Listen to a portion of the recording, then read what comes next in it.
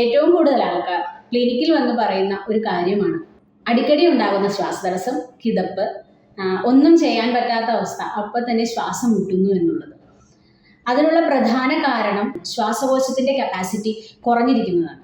അത് കൊറോണയ്ക്ക് ശേഷം വളരെ അധികമായിട്ടുണ്ട്. അതിന് ആയുർവേദത്തിൽ റിസൾട്ടുള്ള ഒരുപാട് മരുന്നുകൾ ലഭ്യമാണ്. എന്നിരുന്നാലും വീട്ടിലിരുന്ന് ചെയ്യാൻ, നമ്മുടെ ലങ്സിൻ്റെ കപ്പാസിറ്റി കൂട്ടാൻ വീട്ടിലിരുന്ന് ചെയ്യാൻ പറ്റിയ കുറച്ച് കാര്യങ്ങൾ ഞാനിവിടെ പറഞ്ഞുതരാം. ഒന്നാമത്തേത് പ്രാണായാമം. പ്രാണായാമം എന്ന് പറയുന്നത് ഒരു ബ്രീത്തിങ് എക്സസൈസ് ആണ്.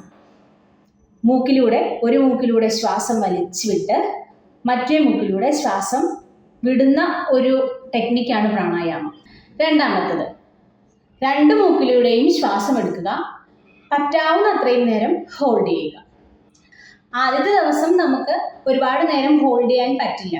പക്ഷേ നമ്മൾ ഡെയിലി ഇത് പ്രാക്ടീസ് ചെയ്യുകയാണെങ്കിൽ നമുക്ക് ഹോൾഡിംഗ് കപ്പാസിറ്റി കൂടും. ഹോൾഡിംഗ് കപ്പാസിറ്റി കൂടുമ്പോൾ നമ്മുടെ ശ്വാസകോശത്തിൻ്റെ കപ്പാസിറ്റി കൂടുകയാണ് ചെയ്യുന്നത്. മൂന്നാമത്തത്, ഇത് നമുക്ക് ഡെയിലി ചെയ്യാൻ പറ്റാവുന്നതാണ്. രാവിലെ എണീക്കുക, എവിടെയെങ്കിലും സ്വസ്ഥമായി ഇരിക്കുക, അതിനുശേഷം രണ്ട് മൂക്കിലൂടെയും ശ്വാസം നന്നായി വലിച്ചെടുക്കുക, വായിലൂടെ ശക്തിയായി പുറന്തള്ളുക. ഇത്തരത്തിൽ 5 പ്രാവശ്യം ചെയ്യുന്നത് ഒരു സെറ്റാണ്. അങ്ങനെ ഒരു 5 സെറ്റ് നമുക്ക് ഡെയിലി ചെയ്യാവുന്നതാണ്. ഇത് നിങ്ങൾ ഡെയിലി വീട്ടിൽ ചെയ്ത് നോക്കൂ. ശ്വാസകോശ സംബന്ധമായ അസുഖങ്ങൾക്ക് നമുക്ക് വ്യത്യാസങ്ങൾ എന്തായാലും നമുക്ക് അനുഭവിച്ചറിയാൻ പറ്റും. ശ്വാസകോശ സംബന്ധമായ എന്തെങ്കിലും സംശയങ്ങൾക്കും കൺസൾട്ടേഷനും വേണ്ടി കോൺടാക്ട് ചെയ്യാവുന്നതാണ്.